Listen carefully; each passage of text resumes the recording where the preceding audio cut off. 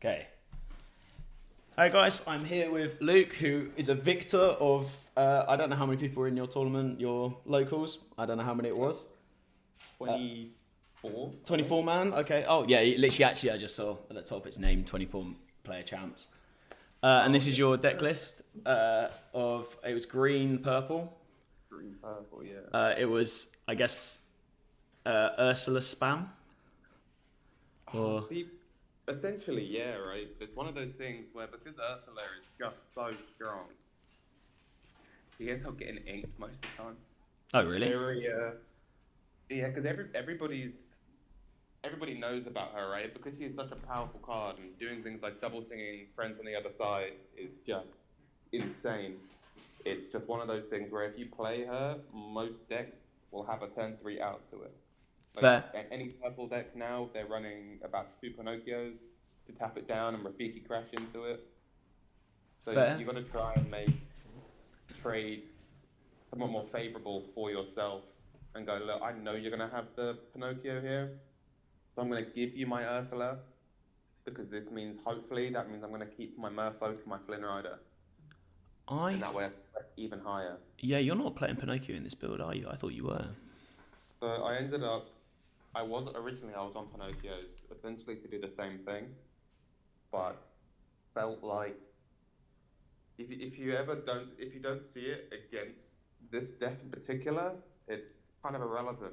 Like it becomes more of a hindrance against decks like Ruby Amethyst because you don't really care about tapping down their cards.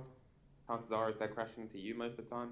Hmm. Um, it just became more of it got in the way. So I ended up having two spaces free from the deck because everything else was pretty much solidified. Hmm. I was happy with the counts and everything. Um, so because of those two free slots, I was on the day trying to figure out what I could put in this place, and we can see we ended up landing on one 50 Boxy Boo Yeah. and one Lucifer. I mean, Lucifer is an insane card. Absolutely It, insane card.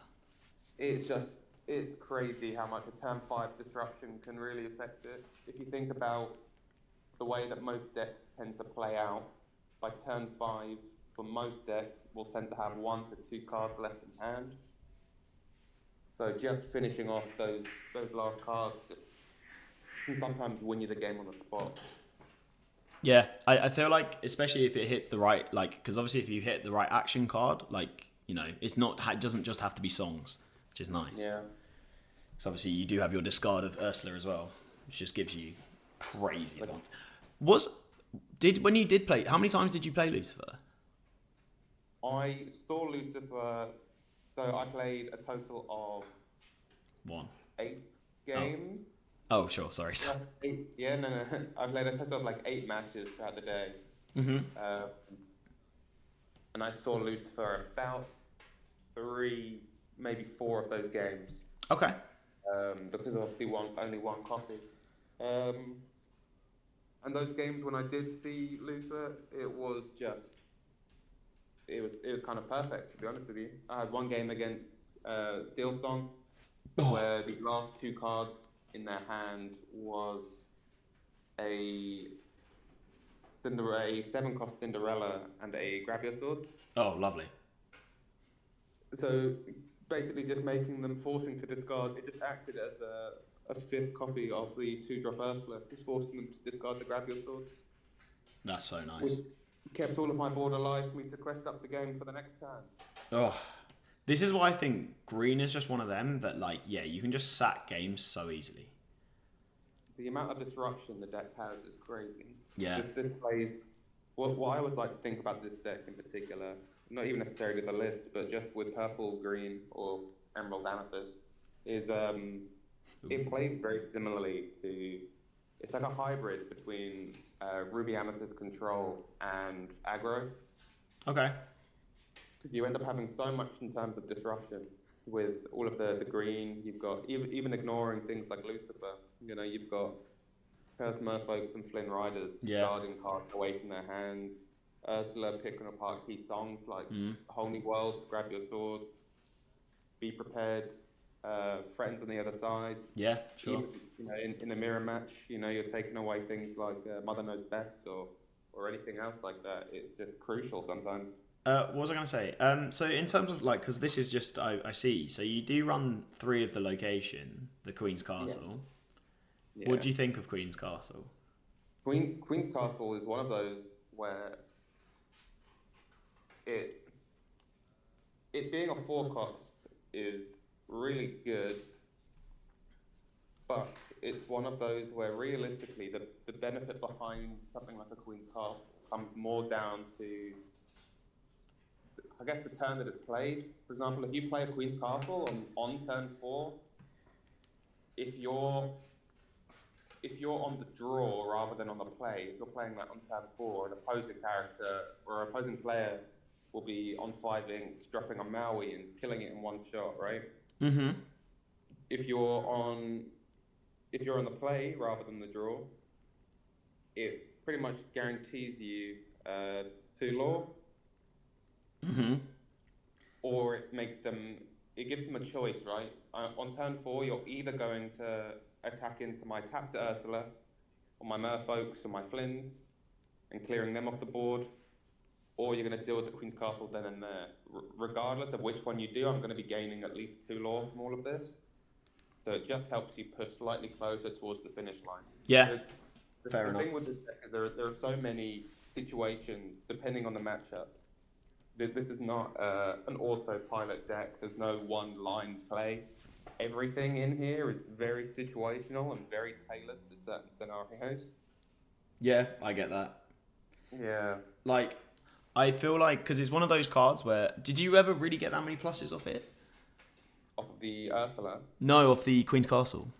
of the Queen's Castle, I think I drew possibly like, I don't know, 2 maybe 3 cards off of it the whole day. Oh, okay. So, but I guess two lure is two lure. 2 laws, exactly right, exactly right. Turn 8, dropping a double Queen's Castle. Chances are that will finish the game off. What was I gonna say? So, okay. I mean, yeah. It seems like a. I mean, to be honest, because your deck.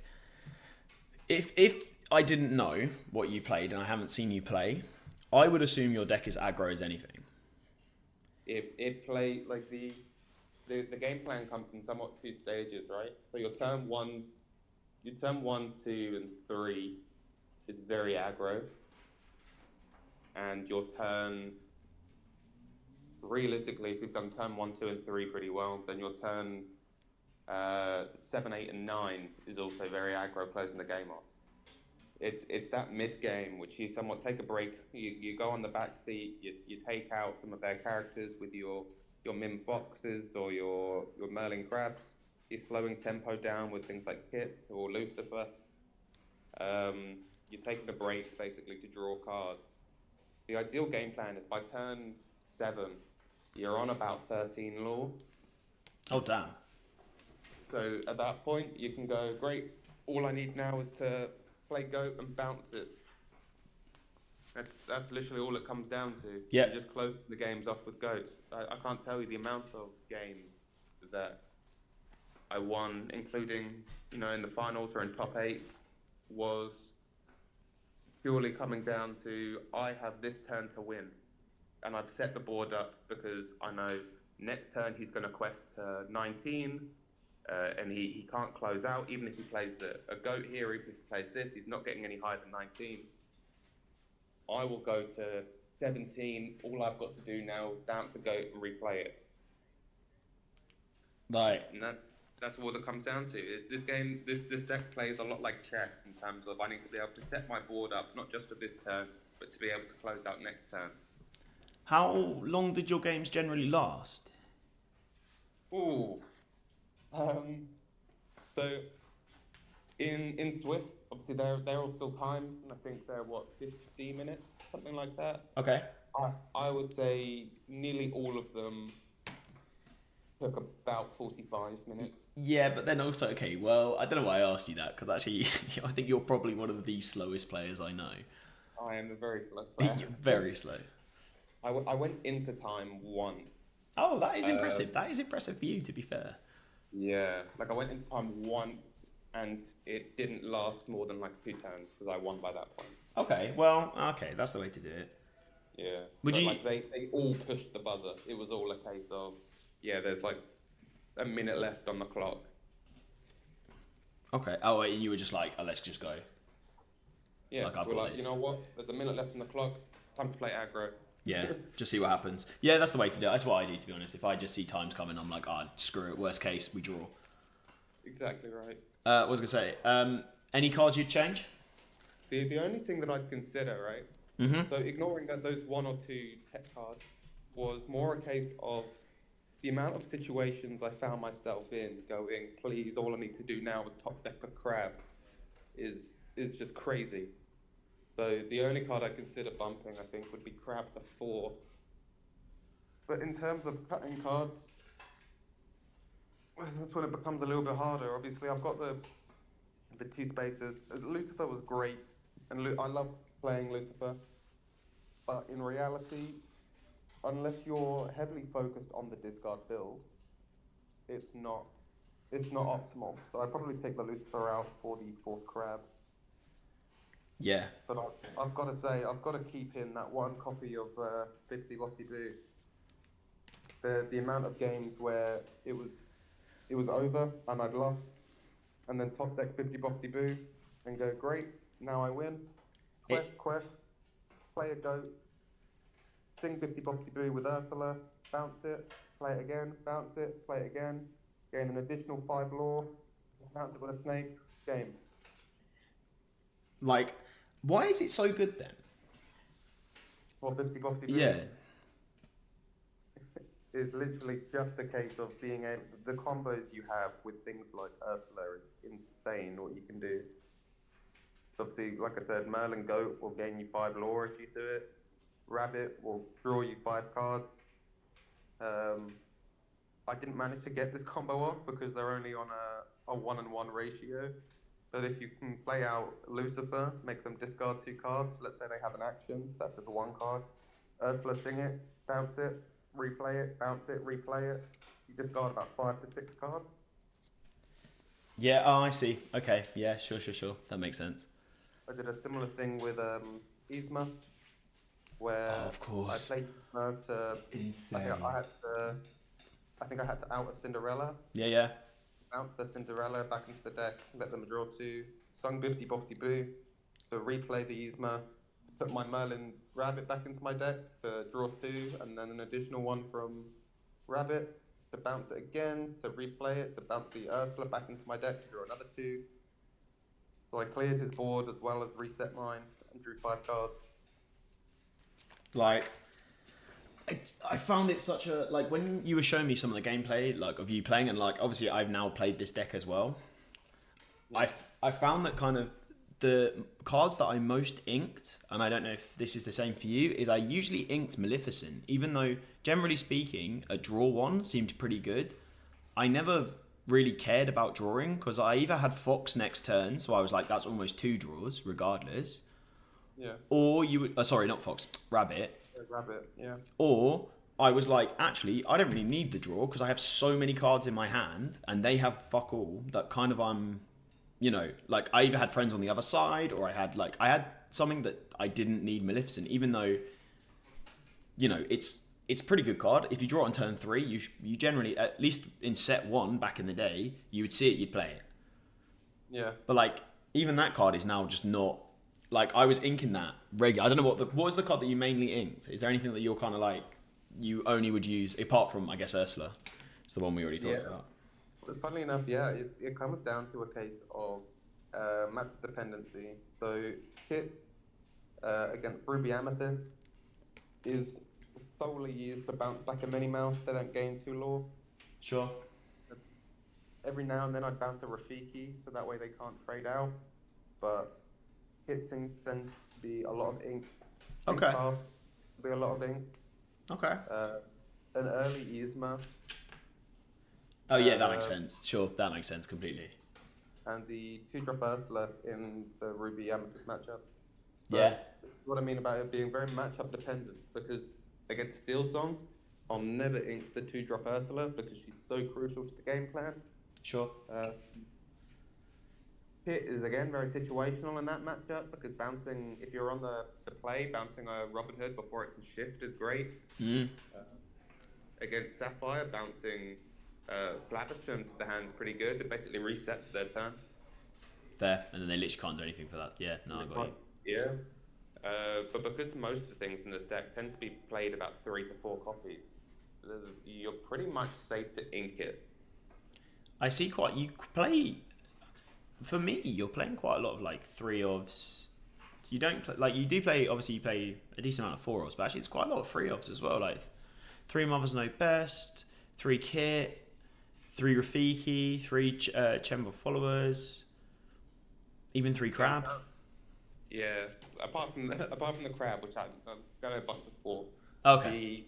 The Rafiki and the Chenabog again tends to be a case of Rafiki is an absolute great card, but once it's had its single use, it's dead. There's nothing else for it. The Chenabog's great because it can gain you lore and draw you cards when you need it, but insane card. Quite a lot of the time, I left it on the board to offer them a trade. Fair. Yeah, I guess a 2-1, it beats over a good amount of stuff, especially turn 2, 3. Plus, it can also, like, I think I used it at one point to be able to kill off a Maui. So I ended up having a Queen's Castle on board and a Chenabog's followers onto the Queen's Castle. Oh, okay. They dropped the Maui to kill out the Queen's Castle. Then next turn, played the Merlin Crab to buff it to 5 and one-shot the Maui to clear that. Oh, lol. That's fun. There's a good few situations where its strength is very relevant. Yeah, fair. The amount of times I used it against Steel when they would play like a 1-drop Captain Hook and go, I can't let this Captain Hook kill an Ursula. So if I'm gonna quest the Chenabog here, and they have go, to. look, you want to kill it, you can kill it. If not, I'm gonna gain an additional lore of it next turn. And I might draw as well. And I'll draw a card, yeah. That's the problem with it. I'll take that trade. I think we're good. I think is there anything else you want to say? No, I think the deck's in a very good spot, to be honest. It's an absolutely solid pick for Lil? Lead. Yeah, are you ready to... Yeah. Your weaknesses tend to be against Steel, but once you've managed to play that matchup enough, you know what to do. Get lucky enough to see the 2-drop Ursulas, you should be fine. Yeah, fair. I mean, that's literally it. Ursula vs Steel is just insane. It's great, yeah. Just killing the tempo is all you need. Amazing. Thank you very much, Luke. I hope you will win Lil for What Can You Do and Bad Card Game Players. Shout out to the boys. Shout out to the boys. We'll have another one later. Thank you very much. Definitely.